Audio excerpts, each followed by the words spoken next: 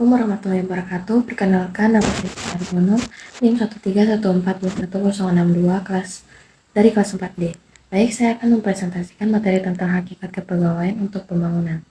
Hakikat kepegawaian untuk pembangunan administrasi kepegawaian adalah proses kegiatan yang harus dilakukan oleh setiap pemimpin agar tujuan organisasi tercapai secara seimbang sesuai dengan sifat, hakikat, dan fungsi organisasi serta sifat hakikat para karyawan atau anggotanya. Selanjutnya, status kepegawaian. Status kepegawaian yang pertama adalah pegawai percobaan. Pegawai percobaan biasanya merupakan status pegawai yang tergolong masih baru, baik di lingkungan lembaga pemerintah ataupun di lingkungan lembaga swasta.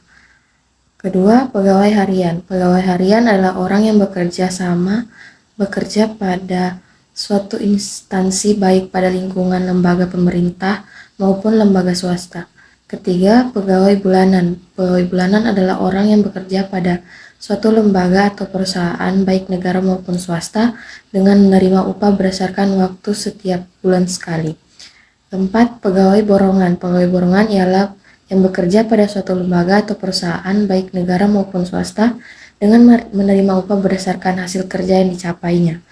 Kelima, pegawai musiman. Pegawai musiman ialah orang yang bekerja pada suatu lembaga atau perusahaan baik negara maupun swasta selama jangka waktu tertentu. Selanjutnya, sistem pengupahan atau penggajian. Yang pertama, sistem pengupahan menurut waktu. Sistem pengupahan menurut waktu merupakan sistem pengupahan yang didasarkan atas waktu lama para pekerja bekerja. Kedua, sistem pengupahan menurut hasil kerja. Dalam sistem ini, pengupahan didasarkan atas hasil kerja dari masing-masing pekerja. Ketiga, sistem pengupahan menurut standar waktu. Dengan sistem ini, upah dibayarkan berdasarkan waktu yang telah distandarisasi guna menyelesaikan suatu pekerjaan.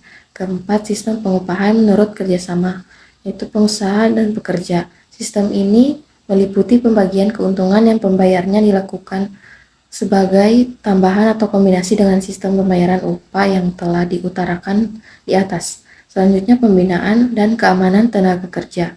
Salah satu pembinaan yang diberikan kepada tenaga kerja yaitu keamanan dan keselamatan kerja. Dengan adanya pembinaan tenaga kerja ini, dari kedua belah pihak yaitu pegawai dan perusahaan akan merasa lebih tentram dan lebih aman, sehingga mereka tidak akan khawatir akan ancaman yang mungkin akan menimpa diri mereka. Selanjutnya, adapun faktor-faktor keselamatan dan keamanan kerja yang harus diperhatikan oleh panitia pembina keselamatan kerja antara lain, yang pertama, tata ruang kerja, yang kedua, pakaian kerja, ketiga, alat pelindung diri, keempat, lingkungan kerja. Selanjutnya ada pemutusan hubungan kerja dan pensiun. Pemutusan hubungan kerja dapat dilakukan dengan cara hormat, dapat juga dengan cara tidak hormat. Pemutusan kerja dengan hormat biasanya diberikan apabila pemutusan kerja dilakukan di luar kesalahan pekerja. Sebaliknya, pemutusan kerja dengan predikat dengan tidak hormat diberikan apabila dilakukan karena kesalahan pekerja.